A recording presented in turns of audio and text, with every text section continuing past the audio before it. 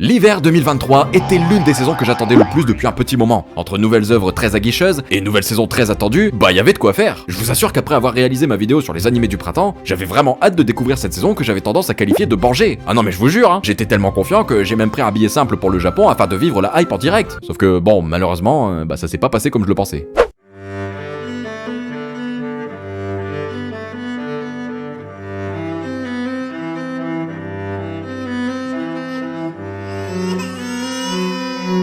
Du coup, la soi-disant hype du moment était quelque peu palpable.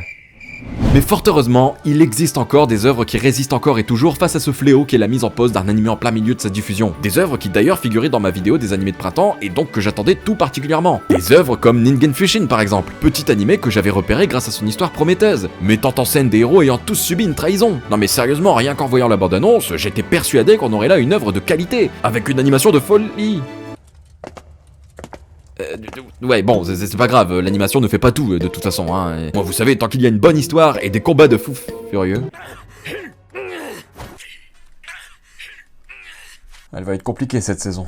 En vrai, pourtant, ça partait plutôt bien, puisque l'animé nous faisait suivre Nick. Et laissez-moi d'ailleurs vous dire que jamais un personnage d'animé n'a aussi bien porté son nom que lui, puisque son histoire se résume littéralement à se faire niquer dans tous les sens. Ouais, j'en suis pas peu fier de celle-là. Ouais, parce que faut savoir que Nick, c'était le genre de mec sans histoire, qui vivait une vie plutôt normale. Il faisait partie d'un groupe d'aventuriers expérimentés, avec qui il avait de grandes affinités. Il avait un beau salaire, et même une petite amie qu'il aimait. Sauf que du jour au lendemain, Nick, il a tout perdu. Il s'est fait honteusement jeter de sa guilde, a perdu son salaire, et pour finir, sa copine l'a largué. Enfin, quand je dis copine, c'était plus une michto qu'autre chose, Suite à ça, suite à la déchéance de sa vie, Nick tombera peu à peu dans le désespoir, la dépression et même la tristesse absolue. Jamais un homme ne s'était senti aussi trahi que lui. Et afin de sortir de cette dépression, il décidera alors de faire ce que toute personne déprimée et au chômage ferait, dépenser tout le fric qui lui reste dans des goodies en tout genre.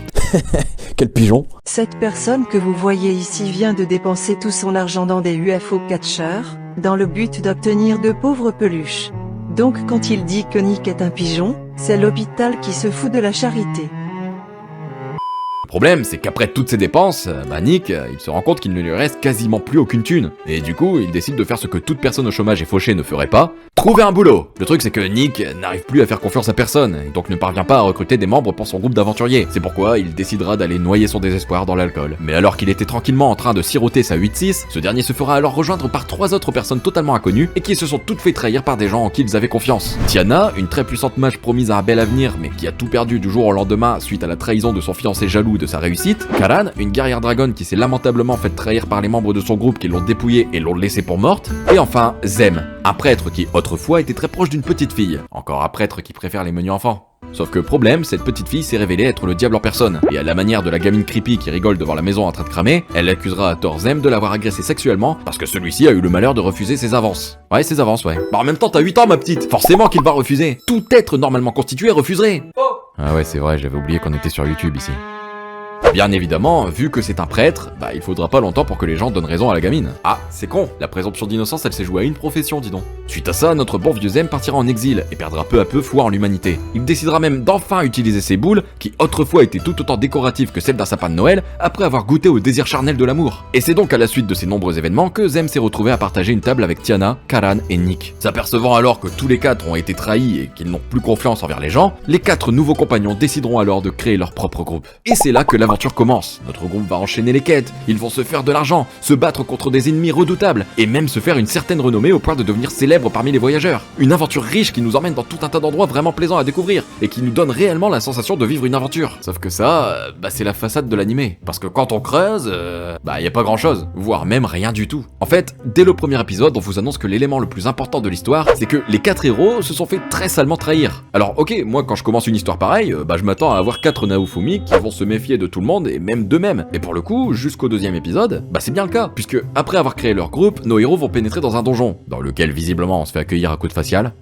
Du coup, effectivement, au vu de leur passif et de leur très récente rencontre, il va y avoir des tensions dans le groupe. Ils vont avoir du mal à se faire confiance, pensant qu'à tout moment, l'un d'eux pourrait les tuer. Alors là, je vous avoue qu'à ce moment-là, j'étais content, Je me suis dit que ça changerait un peu de ce fameux pouvoir de l'amitié insupportable qu'on voit dans tous les animés. Sauf que littéralement 5 minutes plus tard...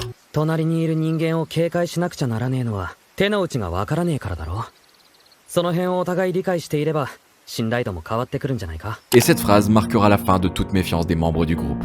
Repose en paix, petit animé original. Tu aurais pu te démarquer, mais tes créateurs en ont décidé autrement. Bon, ceci dit, malgré une première déception, survenue seulement à l'épisode 2, on le rappelle, je me suis dit que j'allais tout de même continuer mon visionnage, parce que, ne sait-on jamais, une surprise est si vite arrivée. Oui, j'aime être optimiste. Et alors là, la seconde chose qui m'a surpris, bon, certes, on raconte dans le premier épisode que les héros ont tous été trahis, mais on raconte surtout que ces 4 héros vont sauver le monde. Alors du coup, bon, ça donne le ton. Moi, personnellement, j'étais clairement hypé. J'avais envie de voir des combats de dingue, des situations dramatiques, des enjeux de fou furieux.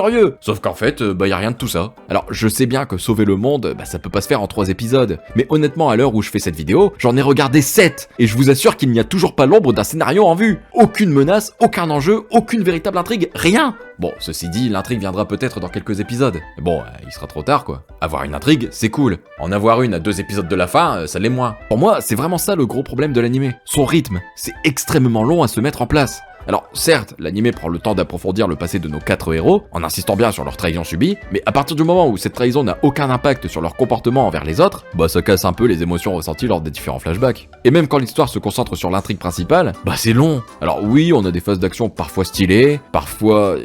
moins...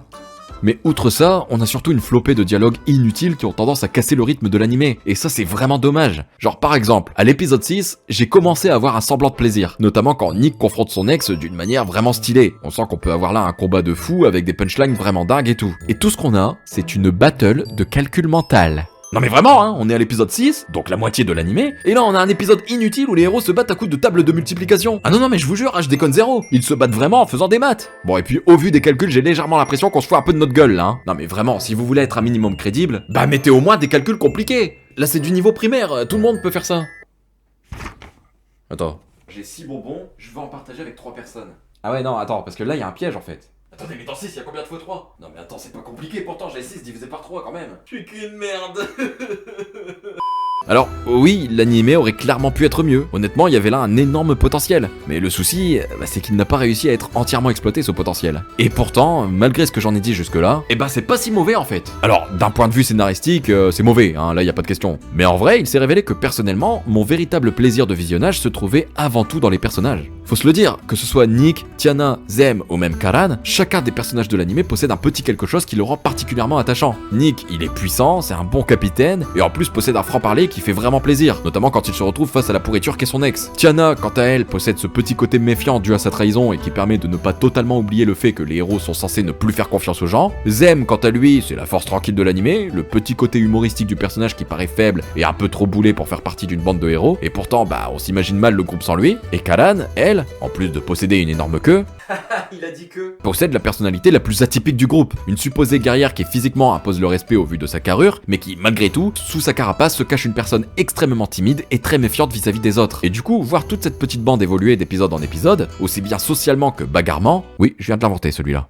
c'est plutôt plaisant en fait. En fin de compte, on a vraiment l'impression de faire partie de la petite bande et de partir à l'aventure avec eux. Même si je le redis, ça devient vite chiant. Bon après, il y a d'autres personnages assez récurrents à l'histoire, comme lui là. Mais perso, je sais même pas d'où il sort, alors je pourrais pas vous dire grand chose sur lui. Tout ce que j'ai compris, c'est qu'à la base, ce gamin était une épée, et que d'un coup, comme ça, il est devenu humain. Dans le métier, on appelle ça une facilité scénaristique. Bon, et puis, c'est pas tout, parce que même au niveau de l'animation, c'était franchement pas ouf, Tiens, d'ailleurs, c'est vrai que j'en ai pas encore parlé de l'animation. Tiens, viens ici, toi. Non mais, les gars, je vais pas vous mentir, mais l'animation dans cet animé, elle est comme Charlotte, aux fraises. Alors, il y a des moments où ça va, c'est potable, et d'un seul coup, bim, on nous sort une immondice telle que cette magnifique descente d'escalier de notre héros. Alors, après une scène extrêmement agressive pour le globe oculaire comme celle que nous venons de voir, il est capital de se laver les yeux dans la demi-heure qui suit. Autrement, vous risqueriez de perdre 8/10 de vision. C'est pas rien. Donc pour ce faire, appliquez-vous une lotion nettoyante sur l'iris. Et surtout, n'hésitez pas sur les doses. Bon, j'applique la lotion et je reviens vers vous. Et voilà, je viens de sauver ma vision. Abonnez-vous pour plus de tutos. Même au niveau des combats, il y a certains moments j'ai dû regarder l'anime en x2 pour que ça paraisse plus fluide. Tiens d'ailleurs, qui c'est qui s'est occupé de l'animation de cet animé là ? Geek Toys.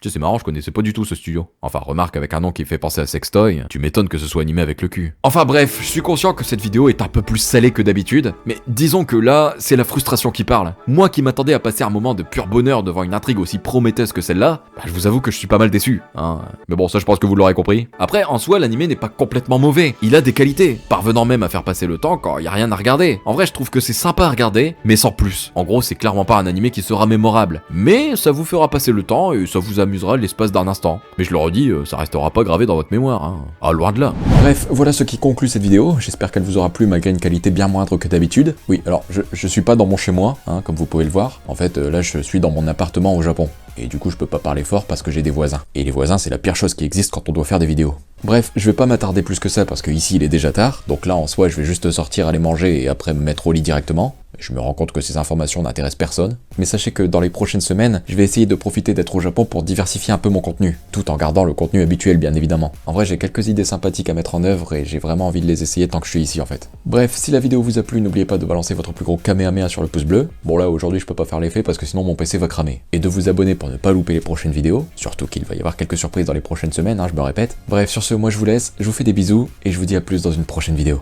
Ciao.